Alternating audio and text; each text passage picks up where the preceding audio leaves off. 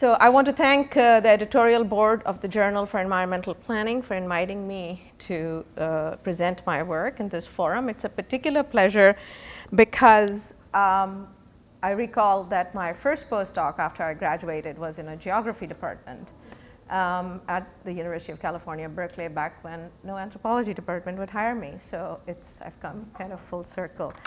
I want to especially thank Natalie, Oswin, for making this possible. My talk today draws on my new book, Religious Difference in a Secular Age, a minority report that was published at the end of last year by Princeton University Press. In this book, I argue against the oft-repeated claim that the recent violence we have witnessed against religious minorities in the Middle East is a product of age-old Islamic hierarchies and religious antagonisms that characterize the region. Instead, I suggest that while Islamic concepts are important, modern secular governance has played a crucial role in exacerbating religious tensions in the region, hardening interfaith boundaries, and polarizing religious differences. This claim will appear counterintuitive to those who believe that secularism is a solution to the problem of religious strife rather than a force in its creation. My book challenges this assessment by examining the career of four cornerstones of secularism: political and civil equality, minority rights, religious freedom, and the legal separation of private and public domains in the colonial and post-colonial Middle East, with a specific focus on Egypt. Far from securing a separation between religion and state, I argue these concepts have made religious identity more rather than less consequential to national politics, amplified religious differences, and consecrated majoritarian religious values within the laws of modern polities. My analysis here is indebted to the burgeoning field of secular studies that has, over the past 2 decades, definitively challenged the conventional account of secularism as the separation between church and state, religion and law, and ecclesiastical and political authority. Scholars from a variety of disciplines have argued that modern secularism is far more than this minimalist formulation allows. It entails fundamental shifts in conceptions of self, time, space, ethics, and morality, as well as a reorganization of social, political, and religious life. The secular, in other words, is not the natural bedrock from which religion emerges, nor is it that which remains when religion is taken away. Instead, it is itself a historical product with specific epistemological, political, and moral entailments, none of which can be adequately grasped through a nominal account of secularism as the modern state's retreat from religion. Broadly speaking, this emergent scholarship explores 2 distinct, albeit related, dimensions of the secular: political secularism and secularity. Secularism pertains to the modern state's relationship to and regulation of religion, while secularity refers to the set of concepts, norms, sensibilities, and dispositions that characterize secular societies and subjectivities. My talk today is concerned with political secularism. I conceptualize political secularism as the modern state's sovereign power to reorganize substantive features of religious life, stipulating what religion is or ought to be, assigning its proper content, and disseminating concomitant subjectivities, ethical frameworks, and quotidian practices.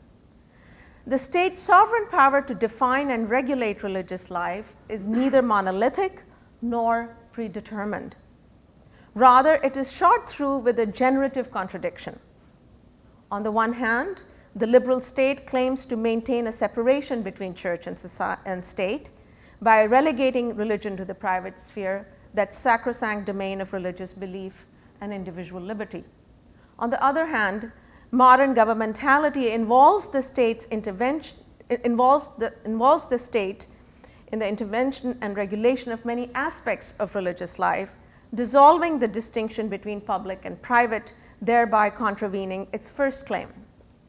This does not mean that the liberal state's ideological commitment to keep church and state apart is false or specious, or that secularism constrains religion rather than setting it free.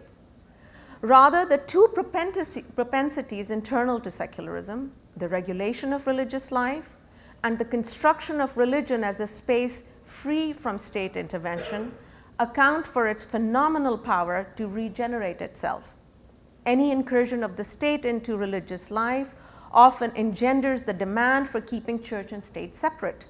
The question of how and where to draw the line between religion and politics, between what is deemed public and private, acquires a particular salience in liberal polities and is constantly subject to legal and political contestation.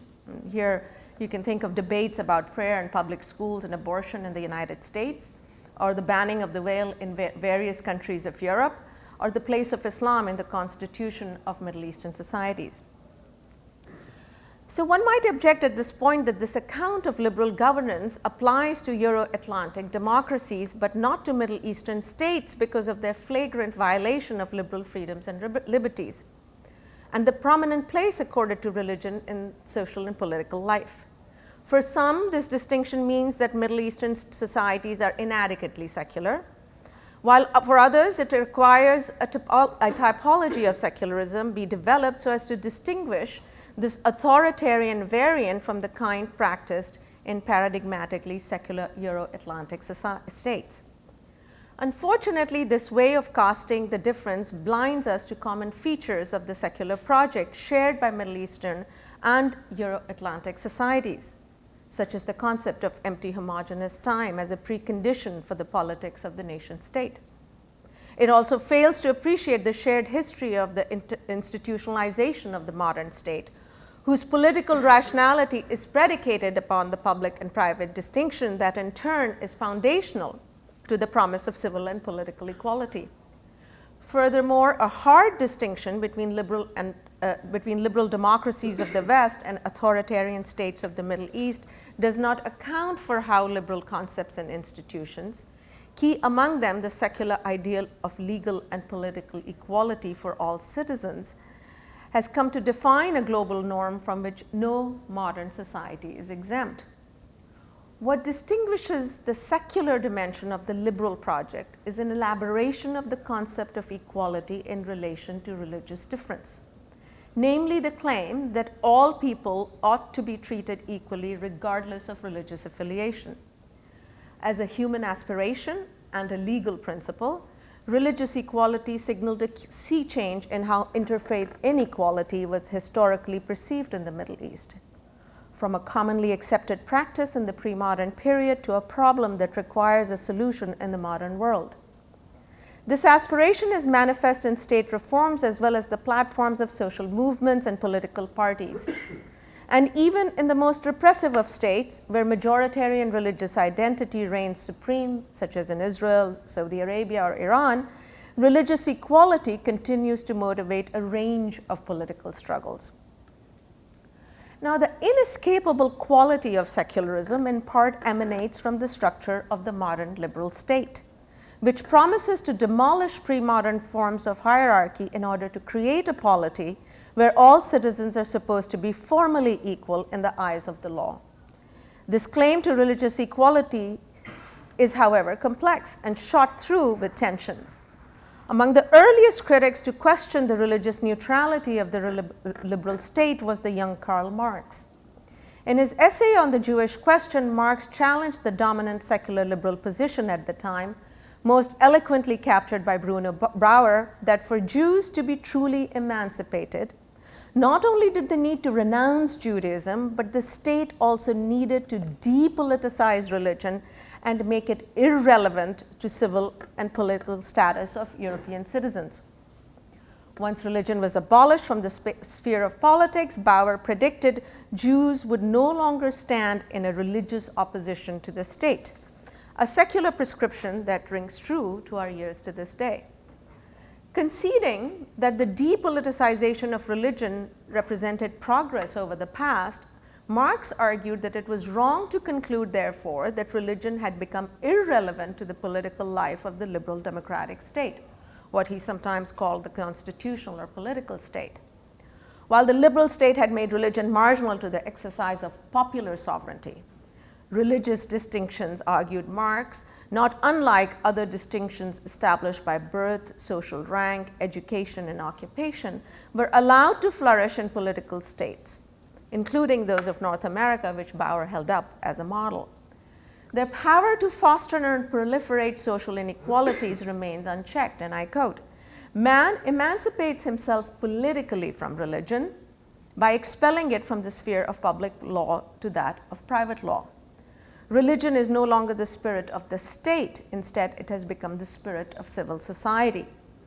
The division of man into the public person and the private person, the displacement of religion from the state to civil society, all this is not a stage in political emancipation, but its consummation.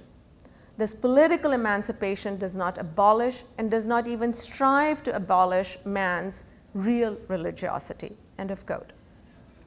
Thus, in Marx's view, even though religion is marginalized from the conduct of politics, it is simultaneously consecrated in the private sphere where, much like private property, it continues to foster social inequalities.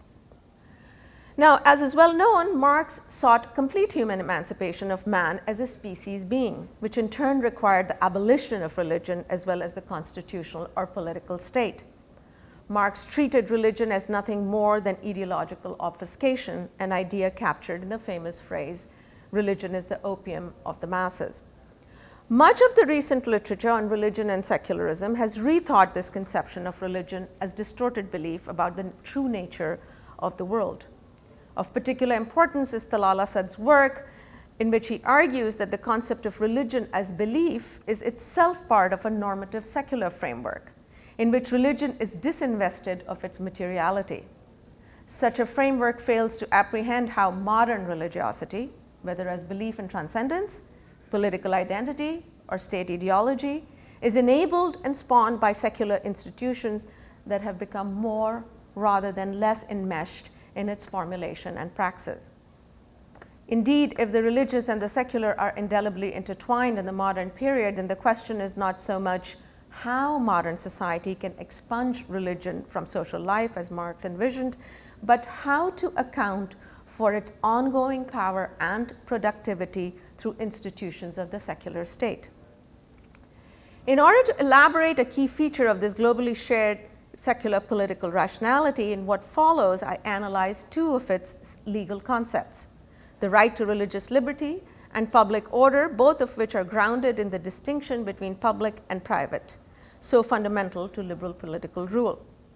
They're also the legal means by which the modern liberal state both privatizes religion, declaring it to be sacrosanct, while at the same time preserving its sovereign power to intervene and reorder religious life, often at the peril of religious minorities.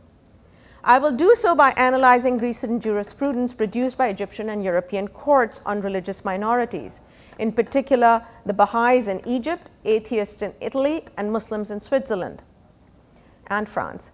At first glance, this comparison will seem incommensurable, pitting Islamic prejudice against European secularity, omitting the important differences between Islamic, Christian, and secular states. Yet, as I hope to show, it is precisely the similarity of legal political forms across these differences that helps us see secularism as a globally shared form of governance organized around the problem of religious difference. In each case, the court rulings negotiate a set of impossible tensions that haunt the secular liberal project. How can the commitment to civil and political equality, which is indifferent to religion, be balanced with the regulation of religious difference in the social life of a polity? How is the state supposed to represent and preserve the values and traditions of the majority at the heart of national identity without discriminating against the minority? How is such discrimination to be judged? By whom and on what grounds? As to how these questions are settled remains a prerogative of the sovereign state, which inevitably must make normative judgments about what religion is or ought to be and its proper place in the social life of a polity. So let me start with the jurisprudence produced on the Baha'is in Egypt. Baha'is have lived in Egypt since the 19th century, when a small number arrived to proselytize and successfully converted some Muslim Jews and Christians. Their fortunes turned in the 1960s as tensions between Egypt and Israel escalated and President Jamal Abdel Nasser passed a presidential decree that dissolved Baha'i institutions and criminalized their activities. This decree provided no religious or legal justification and was understood primarily to be a result of Nasser's national security policy toward Israel and the increasing animosity between the two states. Since the Baha'i Administrative Spiritual Center was located in Haifa, Nasser's government saw Baha'is as potential collaborators and informants for the State of Israel. Though Baha'i communal and religious property was seized, most ordinary Baha'is continued to practice their faith and under the public radar. After an initial failed attempt in the 70s to challenge the legality of the decree, the Baha'is abandoned their efforts to persuade the Egyptian government to formally recognize their religion. It is not surprising, however, that Baha'is have continued to encounter the state bureaucracy given that it rules over many aspects of a citizen's life, from the most intimate to the most public. Baha'is primarily encounter the state's discriminatory powers when they have to acquire official documents from the Ministry of Interior, such as passports, birth certificates, and national identity cards. Because all Egyptian citizens are required to identify their religion on these documents. Baha'i attempts to get their faith recorded have created a legal conundrum for the Egyptian state. Since registering their religion on an official document amounts to de facto recognition of their faith by the state. But if the state does not allow them to officially identify as Baha'is, then it forces them to list their religious identity as Muslim, Christian, or Jewish, the three faiths recognized by the state, which is in itself a forgery and therefore a crime. In the past, when these documents were issued manually, it was easy for Baha'is to get away with having their religion listed because local officials did not always know the law. However, the digitization of these documents has increased government surveillance of such violations and created a new impasse for Baha'is who have increasingly taken their case to the courts to argue that their inability to procure these documents puts their civil and political life in peril. In response to Baha'i lawsuits, the Egyptian courts have produced a checkered jurisprudence, often invoking not only the presidential decree of 1960, but also Islamic Sharia, which in the court's reasoning only recognizes people of the book, also referred to as quote-unquote heavenly religions. This position, however, has no historical justification because there is no consensus in the Sharia on how to treat followers of non-Abrahamic religions. Pre-modern Islamic empires had to contend with a variety of faiths indigenous to the lands they conquered, such as Zoroastrianism, Hinduism, and Buddhism.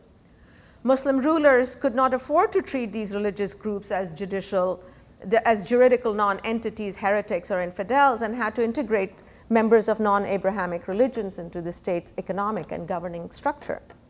Despite the historical heterogeneity of Sharia norms, Egyptian courts of the modern period have refused to recognize the Baha'i faith, basing their stance on a supposedly singular and unified interpretation of Islamic law. Egyptian jurisprudence on the legality of the ban on the Baha'i faith revolves around two distinct concepts: the Islamic concept of people of the book and the secular concept of the right to religious liberty. By invoking the notion of people of the book, Egyptian courts conjure a world in which Muslims were formally and substantively superior to non-Muslims who were accorded state protection. This system differed remarkably from the concept of citizenship that is premised on the principle of formal civil and political equality, which is supposedly indifferent to the individual's religion, ethnicity, gender, or economic status. The people of the book principle contradicts this logic in that it makes a citizen's religious affiliation consequential to the distribution of civil and political rights. Take, for example, the precedent-setting judgment in 2006 that forced the government to allow Baha'is to list their religion on state documents while at the same time upholding the ban on their faith. The court argued, Islamic jurisprudence requires a disclosure that would allow a distinction to be made between a Muslim and non-Muslim in the exercise of social life, so as to establish the range of rights and obligations reserved for Muslims that others cannot avail of. It is not inconsistent with Islamic tenets to mention that the religion on a person's card, even though it may be a religion whose rights are not recognized for open practice, such as Baha'ism and the like. On the contrary, these religions must be indicated so that the status of its bearer is known, so that he does not enjoy a legal status to which his belief does not entitle him in a Muslim society. As this passage makes clear, the unrecognizability of the Baha'i religion is crucially linked to the recognizability of Baha'is in civil affairs. In a society where the distinction between Muslims and non-Muslims is central to the distribution of rights and obligations, to not recognize Baha'is, the court argues, is to contravene the state's ability to govern. These judgments reiterate the argument that even though non-Muslims in the past were free to hold their beliefs under Islamic empires, this does not mean that Muslims and non-Muslims are equal in the eyes of the state with respect to their rights and obligations. While Christians and Jews putatively fare better in this logic, Baha'is have a distinctly lower status in that they are not people of the book. While the Islamic contours of this argument are clear, it is equally important to account for the secular concepts that elaborate these decisions. Consonant with the European legal tradition on which it is based, Egyptian law makes a distinction between the privacy of religious belief, what is called in technical legal language forum internum, and the public expression of this belief, exterior public expression of this belief, which is called forum externum. A distinction found in various European constitutions and international legal protocols, such as the International Covenant on Civil and Political Rights and the European Convention on Human Rights. In this formulation, while the privacy of religious belief is regarded as absolute, the state has a legitimate right to regulate and limit the manifestation of it in order to protect public order, health, or morals, or for the protection of the right and freedom of others. The Egyptian courts have repeatedly invoked the concept of public order to ban Baha'i communal forms, temples, institutions, and the public performance of Baha'i rites and rituals, while maintaining that Baha'is are free to believe in whatever precepts they deem worthy. It is striking that all court rulings, whether they permit the Baha'i faith to be listed on national documents or not, recognize that since 1923, every Egyptian constitution has recognized a citizen's right to freedom of belief, as well as the right to freedom of religious practice. Yet, in accord with European precepts, they also argue that while freedom to belief is sacrosanct, the freedom to religious practice is made conditional upon compliance with public order and public morality, which in turn is defined in accord with the sensibilities of the majoritarian religion, Islam.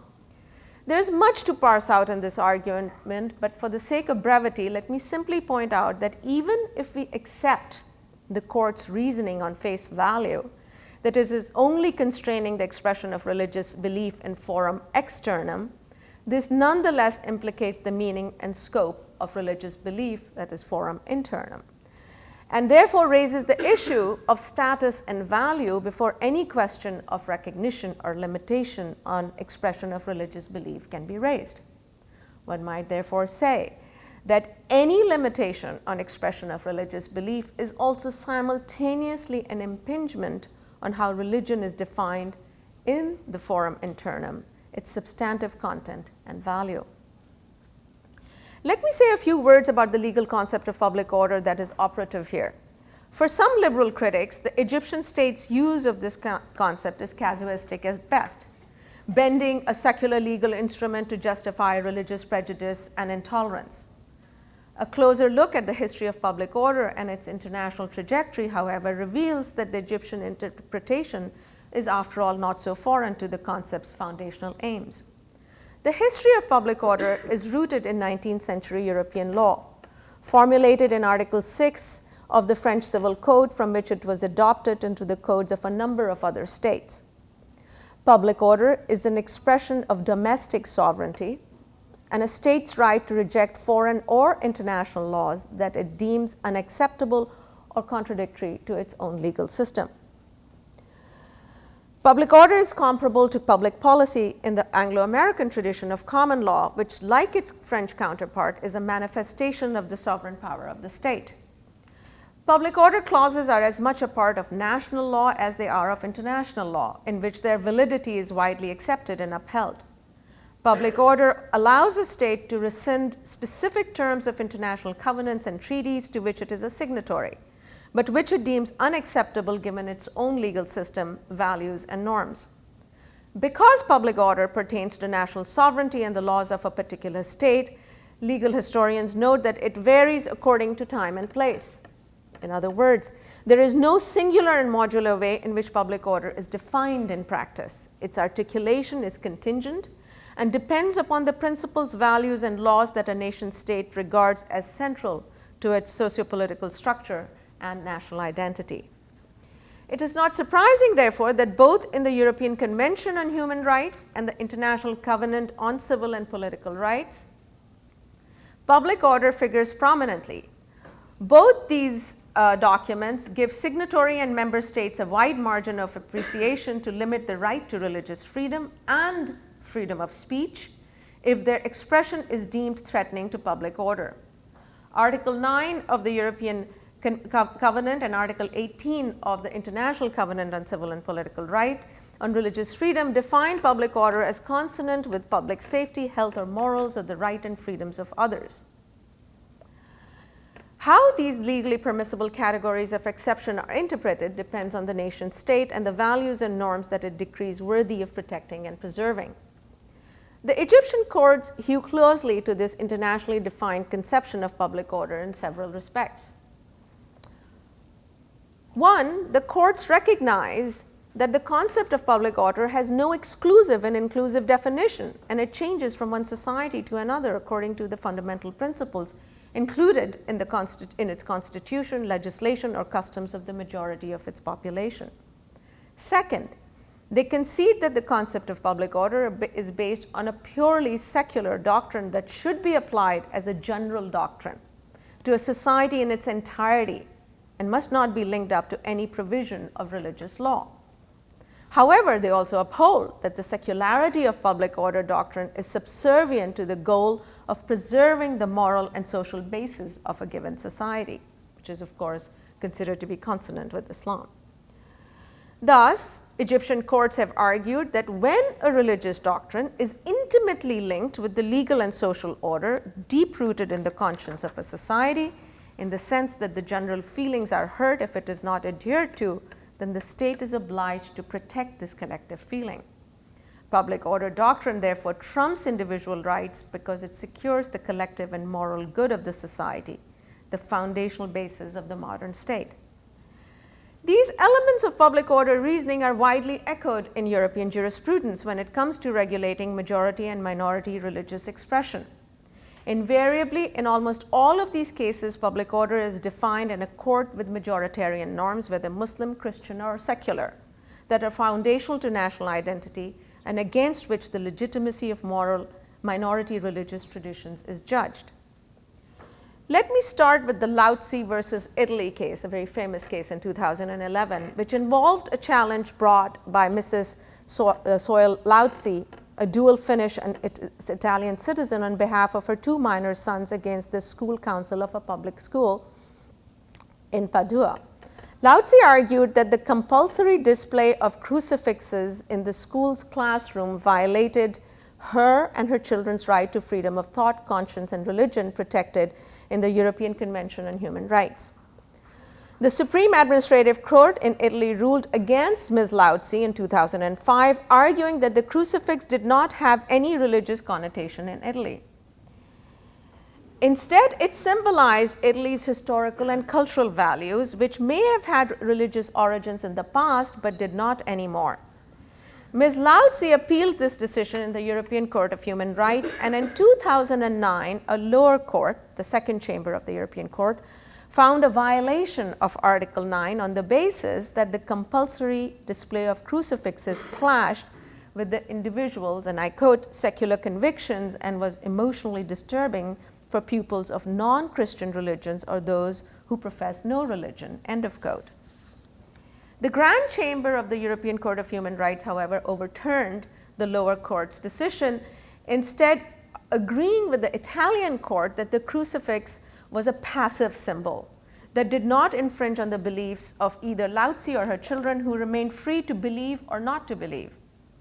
The court concluded that the prominent display of the crucifix in public schools was not an act of proselytization, since it had no influence on pupils comparable to that of didactic speech or participation in religious activities, and therefore it did not constitute an assessment, quote, of the legitimacy of a particular religious conviction, end of quote. Instead, echoing the argument of the Italian government, the court declared that the crucifix is a cultural symbol that represents the identity of the Italian civilization and its value system: liberty, equality, human dignity, and religious toleration, and accordingly also of the secular nature of the state. This was a direct quote. Consequently, the court ruled that the display of crucifixes in public schools fell within the due margin of appreciation granted to member states to perpetuate traditions that express their national culture and history.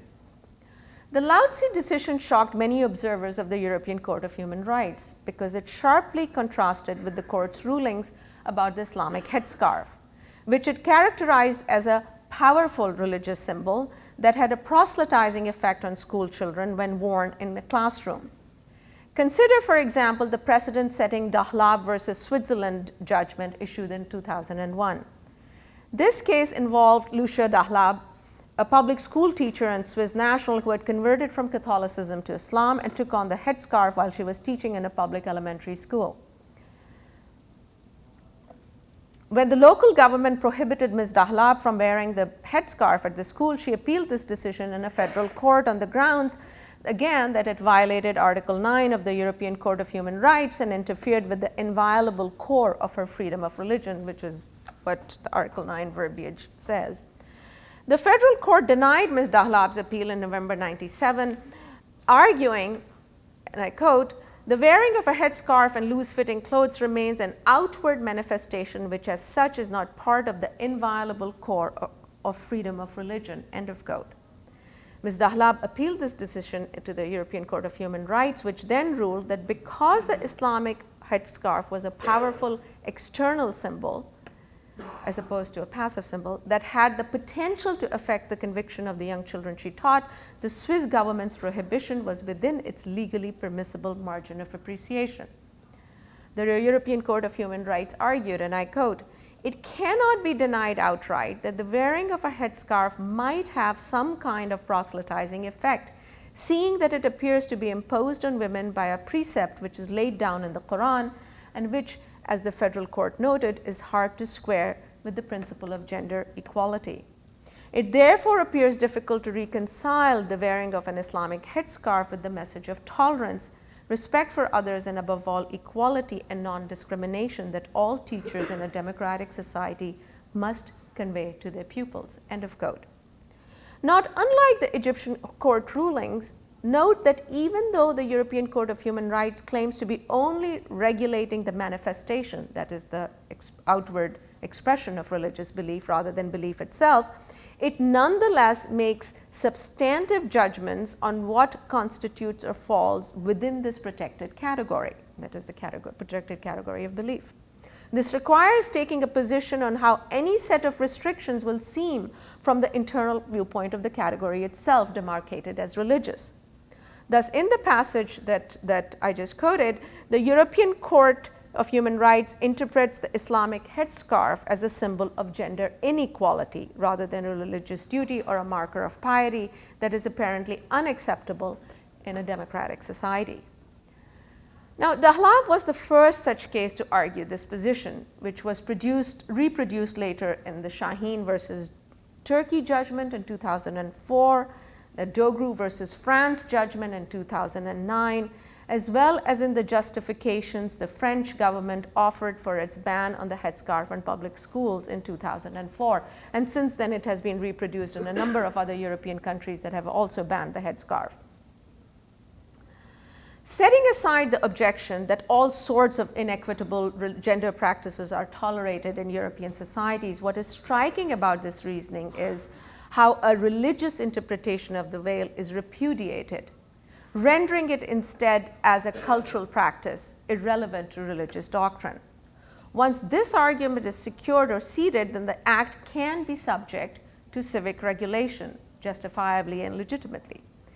This reasoning mirrors the logic of the Lao-Tzu decision, which casts a religious symbol, crucifix, as a cultural object, even though it reverses the valuation.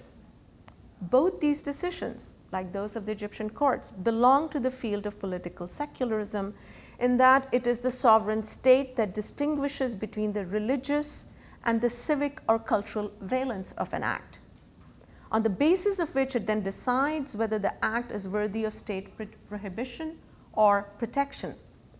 By declaring that the veil is a symbol of gender inequality rather than a religious duty, European states in fact engage in a form of theological reasoning that remains unacknowledged in most scholarly analyses of secularism. The European Court of Human Rights is not the only judicial system to consecrate majoritarian sensibilities. European national courts European national courts exhibit a similar propensity. For example, the Federal Constitutional Court of Germany upheld the Baden-Württemberg legislation, which bans teachers from wearing Islamic religious symbols in schools while allowing Christian and Jewish ones on the grounds that, quote, the representation of Christian and Occidental values and traditions corresponds to the educational mandate of the regional constitutions, end of quote. Similarly, in 1985, the Austrian government prohibited the circulation of a film depicting Jesus, God, and Mary in unsavory ways that were found offensive to Christian sensibilities. This decision was upheld by the national courts and the European Court of Human Rights in its Otto Preminger versus Austria judgment issued in 1994 decision as well. Similarly, in Britain, the government banned the film Visions of Ecstasy in 1989 to prevent seriously offensive attacks on matters regarded as sacred by Christians.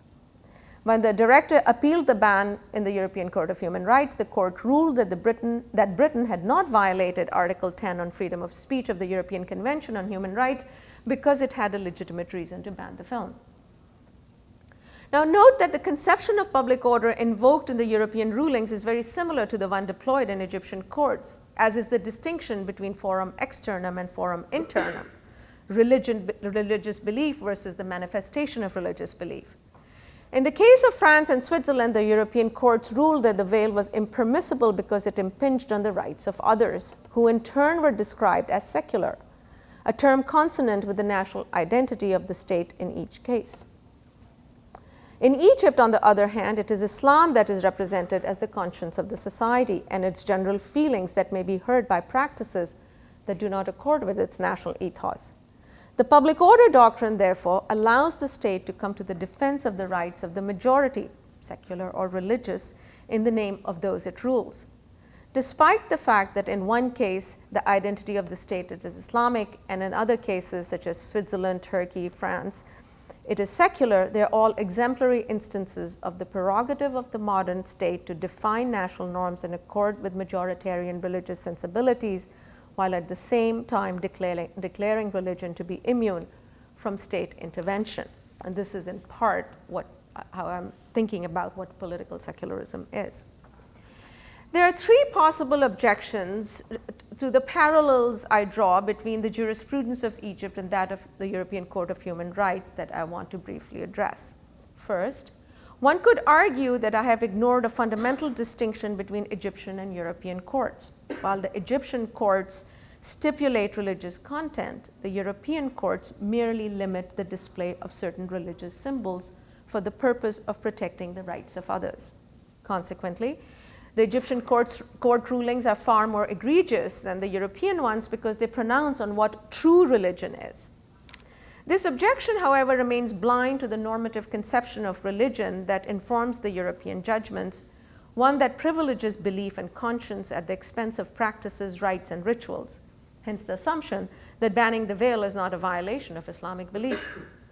While it may appear to be minimalist and thus universal, this conception of religion has a specific Protestant genealogy that does not comport with other religious traditions, particularly the ineluctable relationship many traditions draw between religious beliefs and its expressive material forms. The European Court of Human Rights presumes this conception of religion against which the deviance of other religious traditions is measured. The ongoing litigation in Europe around Islamic and at times Jewish practices that do not accord with the privatized conception of religion points to the religious truth internal to European law. It turns out, therefore, that neither the Egyptian rulings nor the European ones are free of normative prescriptions about what religion should be in the public sphere. A second objection one might raise is that my argument ignores a fundamental difference between the state's denial of the legal existence of a religious group and the state's refusal to accommodate certain religious practices because they contravene its norms. While there is no doubt that there is a difference between the two in that the former pertains to the ontological status of the subject and the latter to his or her actions, it is important to emphasize that the Egyptian courts do recognize Baha'is as legal subjects, and the court rulings deal precisely with their civil status in relation to their religious status. The Egyptian courts are far more open-handed in their claim that Baha'is are unequal to Muslims, whereas the European courts proclaim the minority and majority to be equal in the eyes of the law, even as minority religious practices are subject to greater sanction. We may well prefer the European proclamation to the Egyptian one, but this should not blind us to the majoritarian norms built into the European laws of religious protection. A final objection one might raise is that the majoritarian tilt of Egyptian and European court rulings is a result not of a prejudice internal to secular liberal law, but of its faulty and unfair application. Thus, the right to religious liberty, if implemented properly, would not treat minority and majority religions differently.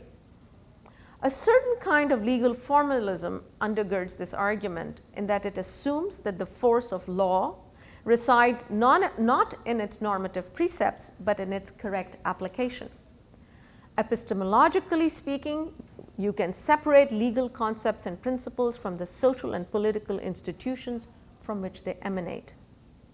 Indeed, in this reasoning, in so much as the correct interpretation of law is presumed to depend on judges and legal bodies, law can be separated from politics.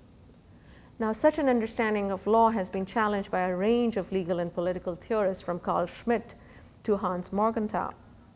Drawing on these critiques of legal formalism, my analysis in this talk suggests that the legal grammar of political secularism is neither neutral nor abstract, but as part of the organizing structure of the nation state is suffused with the historically specific norms and values that give the nation state a distinct identity.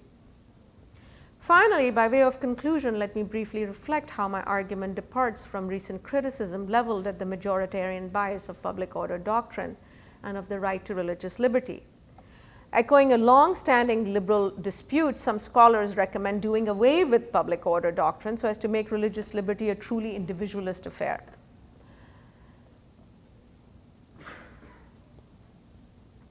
Which can then be protected from any form of collective or state incursion. Others suggest expanding the protections that are accorded to religion to other analogous beliefs that are important to individuals. In a recently published book called Secularism and Freedom of Conscience, Charles Taylor advocates this position, arguing that this should not only help alleviate the majoritarian bias of religious liberty laws, but it makes private conscience rather